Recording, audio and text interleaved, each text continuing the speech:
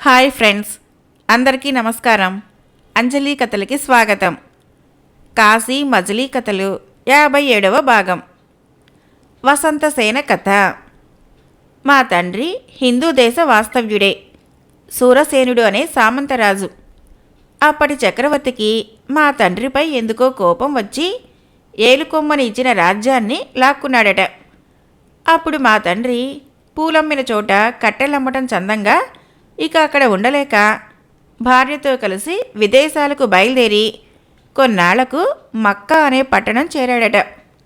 అప్పుడు దైవవశాన ఈ పట్నపు సుల్తాను గారి పెద్ద భార్య యాత్ర కోసం అక్కడికి రాగా మా తండ్రి ఎలాగో ఆమెతో పరిచయం సంపాదించి తన కుటుంబం గురించి ఆమెతో చెప్పుకోగా వారు తమతో పాటు ఇక్కడికి తీసుకొచ్చి ఉద్యోగం ఇప్పించారట. మా తండ్రి బుద్ధిమంతుడు కావటం వలన క్రమంగా సుల్తాను గారి అనుగ్రహానికి పాత్రులై చాలా ధనం సంపాదించారట. మా తండ్రి ఇక్కడికి వచ్చి 40 ఏళ్ళు గడిచాయి. వారిక్కడికి వచ్చిన 10 ఏళ్లకు నేను పుట్టానట. లేక కలిగిన దాన్నని నాకు గారాబం అధికంగా చేశారు. నాకు యవ్వనం రాగా నన్ను ఎవరికిచ్చి పెళ్లి చేయాలా అని నా తల్లిదండ్రులకు చింత మొదలైంది.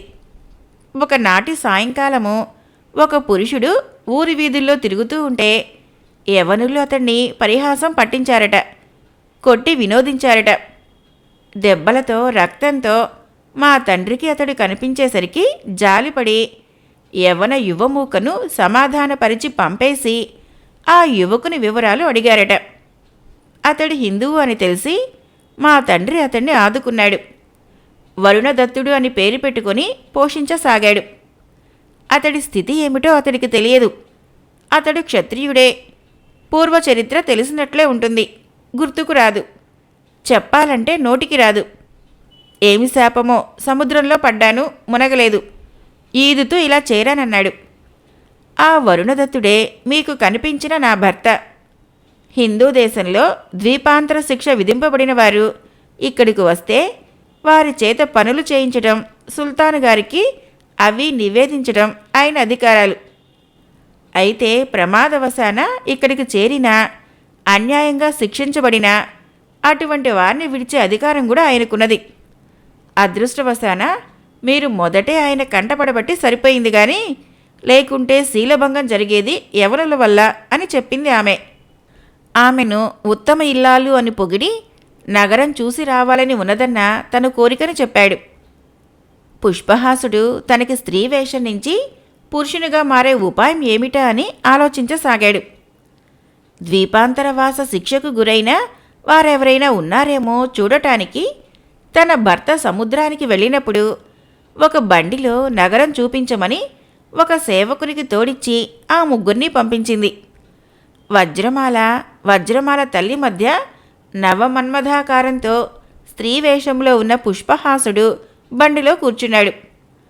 బండి రాజవీధి గుండా పోతోంది. హిందువులకు బురకా వేసుకునే అలవాటు లేనందున స్త్రీ పుష్పహాస సౌందర్యము చిన్న సుల్తాన్ గారి కంటపడింది.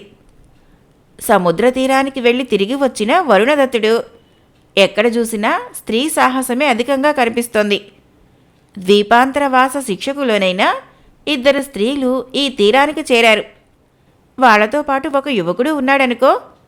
అతడి నేరమేమిటో తెలియలేదు కానీ ఆ 2 మాత్రము ఒక వర్తకుణ్ణి చంపేశారట అన్నాడు. ఆ స్త్రీలకు పెళ్ళయిందా? భర్తలున్నారా? వీళ్ళని వెతుక్కుంటూ వాళ్ళెప్పుడైనా వస్తే రాణిస్తారా అంటూ వసంతసేన ప్రశ్నిస్తూ ఉంటే, నీకు స్త్రీ జాతి మీద అభిమానం అధికం. నేరం చేసి శిక్షించబడ్డాక వివాహితులా అవివాహితులా అని ఇక్కడ చూడరాదు. వారి భర్తలను ఇక్కడ ఎలా అనుమతిస్తారు అనేశాడు వరుణదత్తుడు. అయినప్పటికీ నేరం చేసిన స్త్రీల నిమిత్తము వారి భర్తలే వచ్చారనుకో, మా ఇష్టం ప్రకారం చేసే అధికారం మాకుంది. కానీ నిరపరాధులైన అటువంటి భర్తలను శిక్షించము అని కూడా ముక్తాయింపుగా అన్నాడు. ప్రమాదవశాన అపరాధం చేస్తానో అని సంశయపడింది ఆ వసంతసేన. రేపు ఆ స్త్రీలను తనకు చూపించమని భర్తను కోరింది. సరేనన్నాడు వరుణదత్తుడు. మర్నాడు సుల్తాన్ గారి వద్ద ఏదో పని తగిలి వరుణదత్తుడు అటుపోగా వజ్రమాలను ఆమె తల్లిని వెంటబెట్టుకుని వసంతసేన నేరం చేశారని చెప్పబడుతున్న స్త్రీలను చూడటానికి వారుండే ప్రాంతానికి వెళ్ళింది. వారు తమ కథ చెప్పుకున్నారు. వారు నిరపరాధులు అని తెలిసి వీలైనంత త్వరలో వారిని తన భర్తకు చెప్పి తమ ఇంటికి రప్పించగలనని మాట ఇచ్చి ఇంటికి వచ్చింది వసంతసేన. వరుణదత్తుడు ఆస్థానం నుంచి ఇంటికి చిరాగ్గా తిరిగి వచ్చి వసంతసేనను పిలిచి, మన ఇంట్లో ఉన్న ఆడవాళ్లు ముగ్గురు నిన్న పట్నంలో బండెక్కి తిరిగారట, నిజమా అని కోపంగా అడిగాడు. ఆమె గజగజ వణికి, నిజమే, పట్నం చూసొస్తామంటూ 10 రోజులుగా నన్ను అడుగుతూ ఉంటే ఎంతకాలం కాదనగలను, వాళ్ళని బండిలో పంపించాను. అది సుల్తాను గారికి కోపకారణమైందా అని ఆత్రంగా అడిగింది. ఇది పాడు పట్టణమని నీకు నేనెన్నిసార్లు చెప్పలేదు? ఆడవాళ్లు ఊరికే వీధుల్లో తిరగటానికి ఇదేమైనా హిందూ దేశమా? ఇక్కడ అలా తిరిగితే ఈ యవనులు ఊరుకునే పోనిస్తారా అని ఒక్క క్షణం ఆగి, గోవుల్ని చంపి తినే వాళ్ళకి కనికరం ఎలా ఉంటుంది? సుల్తాను కుర్రవాడు ఆ ముగ్గురిలో ఎర్రదాన్ని చూసి మోహించాడట. రాత్రంతా విరహంతో నిద్ర పట్టలేదట. దాన్ని తనకిచ్చి పెళ్లి చేయమన్నాడు. అప్పటికి అది ఒకరికి భార్య అని చెప్పాను. దాని మగుడు ఎంత సొమ్ము అడిగితే అంత ఇస్తాను. అందుకు ఒప్పుకోకుంటే బలవంతంగానైనా దాన్ని చెరపడతాను అన్నాడు సుల్తాను. నేనేం జవాబు చెప్పేది అని తల కొట్టుకుంటూ ఒక్క క్షణం ఆగాడు. సుల్తాను గారి కథ. వీడు పాత సుల్తాను కాదు, యో సుల్తాను కదా. యవ్వన మదంతో ఉన్నాడు. ఏం చెప్తే ఏం తంటా వస్తుందో అని అప్పటికేది మాట్లాడాలో అలా మాట్లాడి ఇలా వచ్చాను. వాళ్ళలో మనకున్నట్లు నియమాలేవీ లేవు. పెళ్ళయిందన్నా వారికి పట్టదు. అంతగా అయితే వాళ్ళు మోజుపడ్డ స్త్రీ యొక్క భర్తకు డబ్బు పారేసి కొనేస్తారు. ఇప్పుడేది దారి అని భోజనానికైనా రాకుండా ఆలోచించసాగాడు. వసంతసేన కూడా విచారించసాగింది. తాను భర్తకు తెలియకుండా చేసిన ఈ పని ఇన్ని తంటాలు తెస్తుందని వసంతసేనకేం తెలుసు పాపం?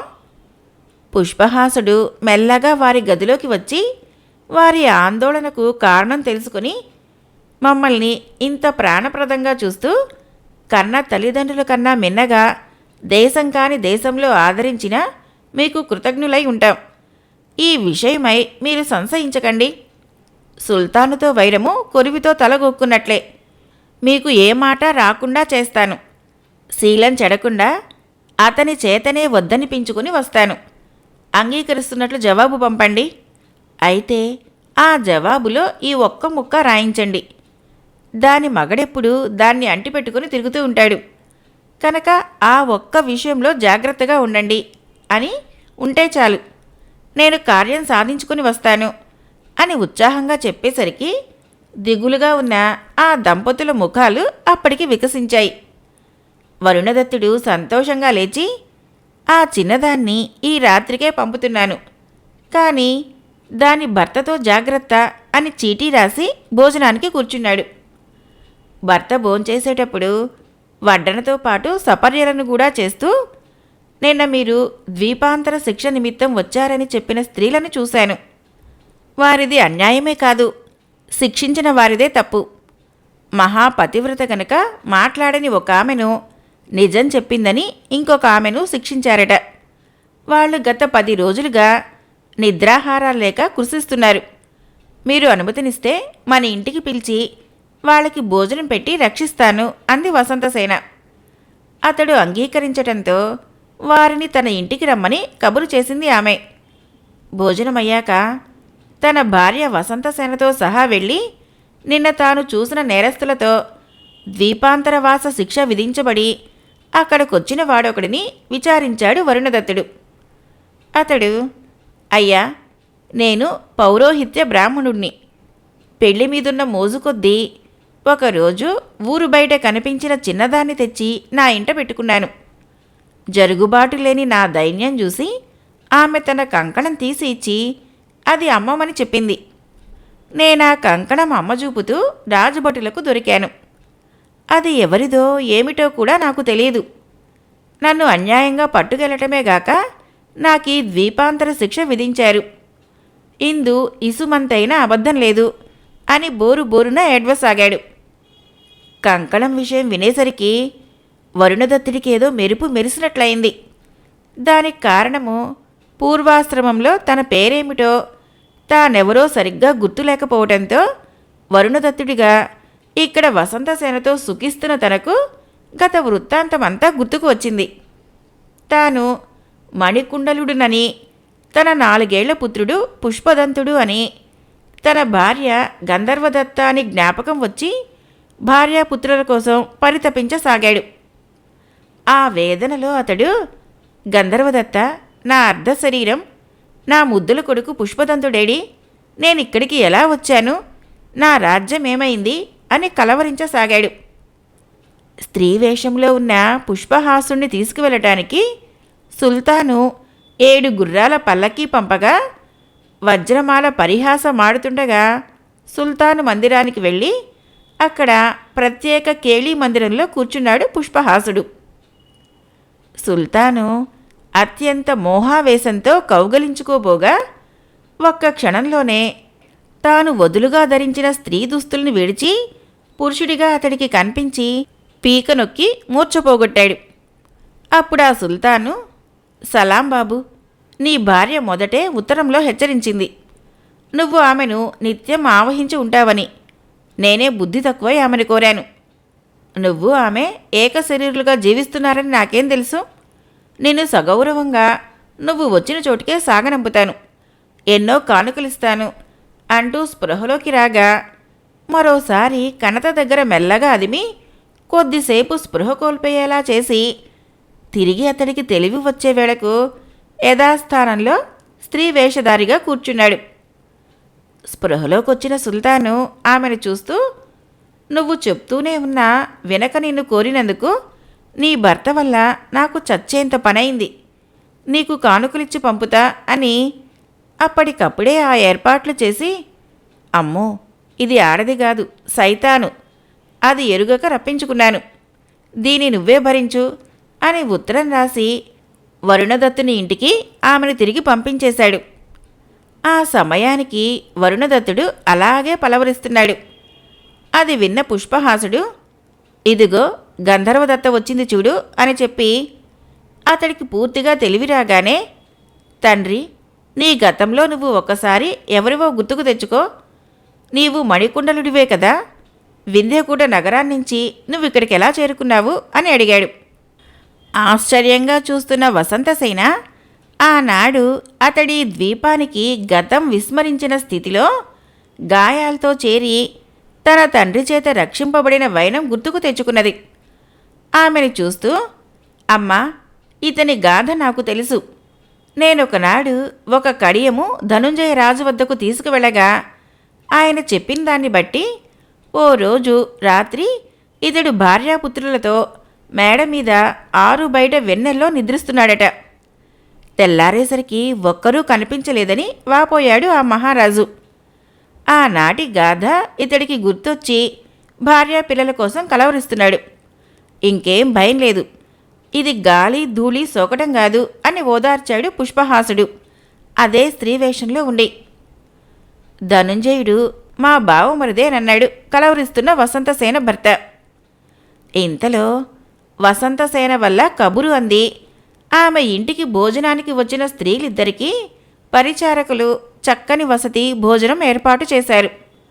భోజనం కాగానే వారు కృతజ్ఞతలు చెప్పటానికి వసంతసేన దగ్గరికి వచ్చేసరికి ఆమె భర్త గంధర్వదత్త అంటూ కలవరిస్తున్నాడని విని అతన్ని చూడటానికి ఆ స్త్రీలిద్దరూ లోపలికి వచ్చారు.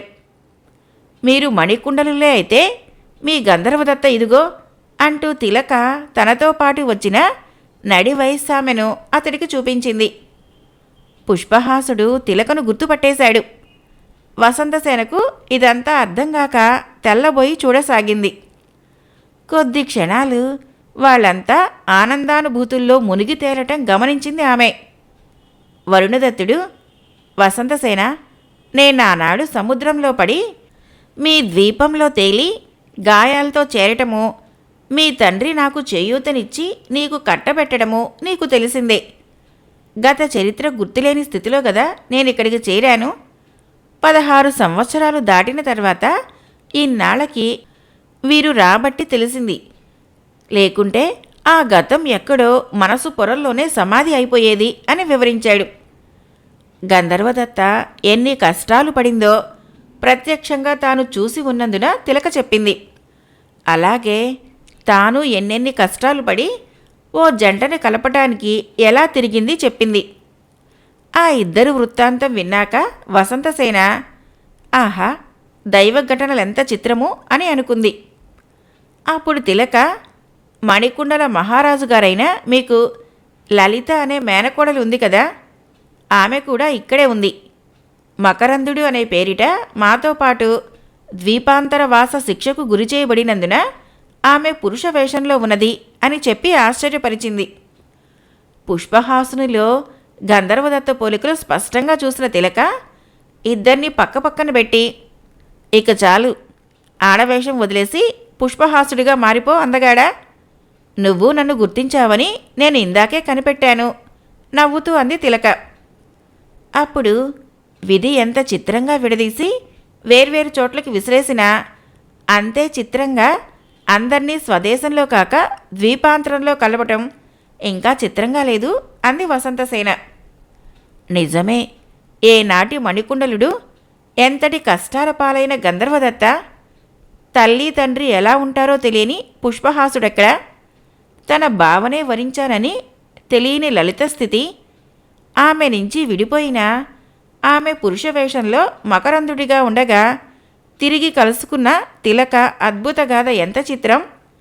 ఇవన్నీ కలలో తప్ప ఇలలో జరిగేవేనా, ఇప్పుడిక్కడ జరిగాయి అని ఒకరికి ఒకరు తెలియకుండా ఒకరి గతంలో జరిగిపోయిన సంఘటనలన్నీ గుర్తుకు తెచ్చుకోసాగారు. ఇంతలో ఆకాశం నుంచి ఒక దేవదూత మంచంతో సహా దిగాడు అక్కడికి. ఈ చిత్రాలన్నీ జరగటానికి విధి ఎంత కారణమో నాకు తెలియదు గాని మిమ్మల్ని విడదీసిన దుర్మార్గుని మాత్రం నేనే అన్నాడు ఆ దేవదూత. తమకేమీ సంబంధం లేని ఈ కొత్త పాత్ర ఎవరా అని వాళ్ళందరూ ఆశ్చర్యపోతూ ఉండగా ఆ దేవదూత చేతిలో ఉన్న మంచాన్ని గుర్తుపట్టేశాడు మణికుండలుడు అనే వరుణదత్తుడు.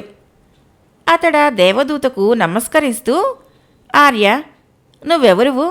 ఈ మంచము మేము ఆనాడు మేడ మీద ఆరు బయట వెన్నెల్లో నిద్రించింది కదా, ఇది నీ దగ్గర ఎలా ఉంది? మా వియోగానికి మీరు కారణమంటున్నారు, ఎలాగో చెప్పగలరు అన్నాడు. అప్పుడా దేవదూత తన కథని ఇలా చెప్పసాగాడు. అలకాపురి కుబేరుని నగరం. అక్కడ 100 ఏళ్లకొకసారి నిధి పూజ మహోత్సవం జరుగుతూ ఉంటుంది. అక్కడికి యక్ష, గంధర్వ, కిన్నెర, కింపురుషాది దేవజాతుల వాళ్ళంతా చేరుతారు. మహర్షులు కూడా ఆ ఉత్సవానికి వస్తారు. అప్సరసల నాట్యము, నారద తుంగురుల గానము, ప్రముఖ మునుల ప్రసంగాలు ఉంటాయి. 10 రోజుల పాటు జరిగే ఉత్సవాల్లో భార్యాసహితుడై కుబేరుడు పూజలు నిర్వహిస్తాడు. దేవలోకాల్లోని ముచ్చటైన జంటలెన్నో అక్కడ కనువిందు చేస్తాయి. అప్పుడు కుబేర పుత్రుడైన నలకూబరుడు వివిధ లోకాల నుంచి వచ్చిన వారిలో అతి చక్కని జంటల్ని వేర్వేరుగా కూర్చోబెట్టి వాళ్ళ సౌందర్యము, గుణగణాలు, ప్రవర్తన వంటి వాటిని బట్టి ఉత్తమ స్థానాన్ని నిర్ణయించమని కోరటము, సభ్యులు అటువంటి జంటను ఎన్నుకోవటము జరుగుతుంది. మునుపటి ఉత్సవాల్లో నలకూబరుడు, చంద్రుడు, అశ్వనీ దేవతలు వగైరా ఇలా ఎన్నుకోబడిన వారే. రూపం లేనందువల్ల మన్మధుడికి ఆ అవకాశం తప్పిపోయింది గాని చూడచక్కని వారి జాబితాలో అతడిదే అగ్రస్థానమని వాదించిన వాళ్ళు లేకపోలేదు. ఇటీవల కాలంలో జరిగిన ఉత్సవానికి కొంతకాలం ముందు మా ప్రభువైన కుబేరుడు, అన్ని లోకాల నుంచి అందరూ వస్తున్నారు, భూలోకం నుంచి ఎవరూ రావటం లేదు, అక్కడ కూడా చక్కని వారెందరో ఉండి ఉంటారు, వాళ్ళని కూడా పిలిస్తే బాగుంటుంది అని ఆలోచించి నన్ను పిలిచి నాకు పని అప్పగించారు.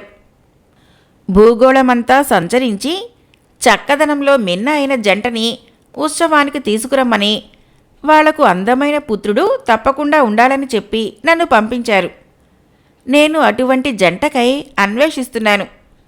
జంటలో పురుషుడు అందంగా ఉంటే భార్య బాగుండేది కాదు, భార్య అందగత్తె అయితే భర్త అంత ఆకర్షణీయంగా ఉండేవాడు కాదు. ఇద్దరూ బాగా ఉన్న అరుదైన జంటలకి పుత్ర సంతాన భాగ్యం ఉండేది కాదు. ఇక తిరిగి తిరిగి విసిగి వేసారిపోయి అలకాపురికి తిరిగిపోతూ ఉండగా నారద మహర్షి కనిపించారు.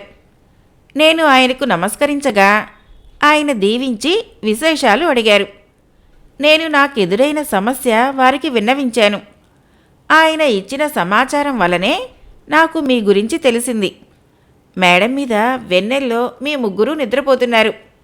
అంతే, మీకు నిద్రాభంగం కలిగించకూడదని మీ మంచాన్ని ఇలాగే నా శక్తితో అమాంతం తలపైకి తెచ్చుకొని అలకాపురి వైపు ఎగరసాగాను. ఈలోగా ఒక ప్రచండమైన జుంఝుమారుతం వీచింది. దాంతో మీరు ఒకరి వెంట ఒకరు ఎక్కడెక్కడ భూమి మీదనో సముద్రంలోనో పడ్డారు కాబోలు. నేను అది గమనించక మంచంతో సహా మా దివ్య ప్రభువు కుబేర్ల వారి సన్నిధిన నిలబడి, ప్రభు, భూలోకమంతా గాలిస్తే ఒకే ఒక జంటని మీరు కోరినట్లు తీసుకురాగలిగాను అన్నాను. ఏది చూపించు అని ఆయన అడగ్గా, తీరా మంచం మీదకు చూస్తే మీరెవరూ లేరు. ఒట్టి మంచం తెచ్చావన్నమాట అని ఆయన కోపగించి, క్రీడిస్తున్న దంపతుల్ని అదే నిద్రలో ఉండగా తెచ్చి ఆపదల పాలు చేస్తావా? వాళ్ళు చనిపోయారో ఏమిటో, ఎక్కడ ఎలా ఉన్నారో అమృతం జల్లి బ్రతికిస్తాను. వాళ్ళని తీసుకురా, విడిపోయిన వాళ్ళని కలిపిరా. ఏ సంగతి తెలుసుకోకుండా వస్తే నేను శిక్షిస్తాను అన్నాడు. అంతే చాలు అనుకొని నేను మిమ్మల్ని వెతుకుతూ తిరుగుతూ ఉంటే మళ్ళీ నారద మహర్షుల వారు కనిపించారు. ఆయనకు మ్రొక్కి నా కష్టాన్ని విన్నవించుకున్నాను. ఆయన దివ్య దృష్టితో చూసి పావురాల జంట యొక్క మాంసం తినాలన్న ఆపేక్షతో బిడ్డలతో సహా గూట్లో ఆనందంగా గడుపుతున్న ఒక జంటను కొట్టి మణికుండలుడు దాని శాపం పూర్తిగా అనుభవించి ఇప్పుడే యవన దేశంలో కలుసుకుంటున్నారు అని చెప్పగా, ఈ మంచంతో సహా నేనిక్కడికి వచ్చాను. మీరంతా మీ బంధుత్వాలు చెప్పుకుంటూ ఒకరినొకరు కలుసుకొని ఆనందిస్తున్నారు. ఈ విధంగా మీ చరిత్ర దేవలోకానికి కూడా ప్రాకింది అని తన వృత్తాంతం వివరించాడు ఆ దేవదూత. తర్వాత ఆ దేవదూత, అయ్యా, మీరీ మంచం మీద కూర్చోండి, మీ పట్టణానికి మిమ్మల్ని చేరవేరుస్తాను, ఇది కుబేరుని ఆజ్ఞ అనటంతో మణికుండలుడు సుల్తాను వారికి ఈ వృత్తాంతమంతా సవిస్తరంగా వినవించాడు. వజ్రమాల ఆమె తల్లి ఆ ద్వీపాంతరాలకు రావలసిన వారు కారని, ఓడ పెరుతుఫానుకు గురై ఆ తీరం చేరటంతో గత్యంతరం లేక అక్కడ చిక్కిపోయారని, వారు నిరపరాధులని విన్నవించి అమరావతిలో వాళ్ళ వ్యాపారాలు ఉన్నందువలన వారి మగవాళ్ళు అక్కడున్నందున వారిని ఓడ ఎక్కించి అక్కడికి పంపాడు పుష్పహాసుడు. అప్పుడు గోవిందుడనే పెళ్లి ఆత్రపు బ్రహ్మచారి లలితను వేడుకోగా, వారింట భోజనం చేసిన విశ్వాసం వల్ల లలిత అతన్ని కూడా మంచంపై తమ రాజ్యానికి అనుమతించమని కోరింది. సరే అన్నాడు మణికుండలుడు. ఆ ప్రకారము వాళ్ళంతా కూర్చొని మాట్లాడుకుంటూ ఉండగా దేవదూత ఆ మంచాన్ని నెత్తిన పెట్టుకొని హనుమంతుడిలా అతి వేగంగా వింధ్యకూట నగరం చేరుకున్నాడు. అతడలా ఎగురుతూ ఉండగా నీకు కనిపించిందే ఆ మంచం నీడ, అర్థమైందా అన్నాడు మణిసిద్ధుడు. మీ దయ ఉండాలే గాని తెలియందేముంటుంది. నిజానికి నా ప్రశ్నకు సమాధానం దొరికింది. కానీ త్రికాలవేత్తలు మీరు. తదుపరి కాలంలోనైనా వారు సుఖంగా ఉన్నారా? ఈ దేవదూత పుణ్యమా అని ఇంకా ఏమైనా ఇక్కట్లు పడ్డారా? తెలుసుకోవాలని కుతూహలంగా ఉంది అన్నాడు గోపాలుడు. నవ్వుతూ మణిసిద్ధుడు, అయితే విను.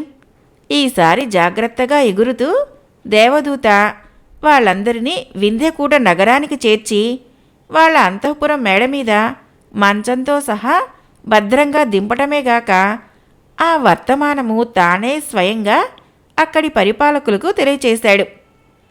అతడా వెంటనే రాజ్యాన్ని తమ ప్రభువైన మణికుండలునికి అప్పగించడమే కాక వారి బావమరిది అయిన ధనుంజయ ప్రభువుకు ఆ సంగతిని వార్త పంపాడు.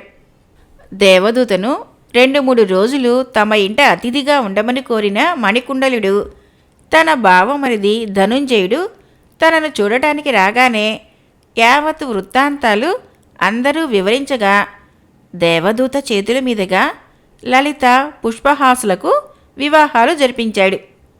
తనకు కట్టబెట్టిన ఈ పెద్దరికానికి దేవదూత కూడా ఎంతో మురిసిపోయి వీళ్ళందరూ కలుసుకున్న సంగతి కుబేరునికి వర్తమానం పంపగా ఆయన దివ్యాశిస్సులతో పాటు అపూర్వమైన ఒక రత్నాల మాలికను కానుకగా పంపాడు. అది ధరిస్తే దాని ప్రభావం వల్ల 1000 ఏళ్లు జీవిస్తారని తెలిపి పుష్పహాసుని రాజ్య పట్టాభిషేకం కూడా చూసి దేవదూత తిరిగి వెళ్ళాడు. ఇవి తదుపరి పరిణామాలు అంటూ జరగబోయేది శిష్యునికి చెప్పిన మణిసిద్ధుడు బయలుదేరి తర్వాత మజిలీ చేరుకున్నాడు. కాశీ మజిలీ కథలు 57వ భాగం సమాప్తం. ఫ్రెండ్స్, నా కథలు నచ్చినట్లయితే మన ఛానల్ని తప్పకుండా సబ్స్క్రైబ్ చేయండి, లైక్ చేయండి, షేర్ చేయండి, కామెంట్ చేయండి. Thank you.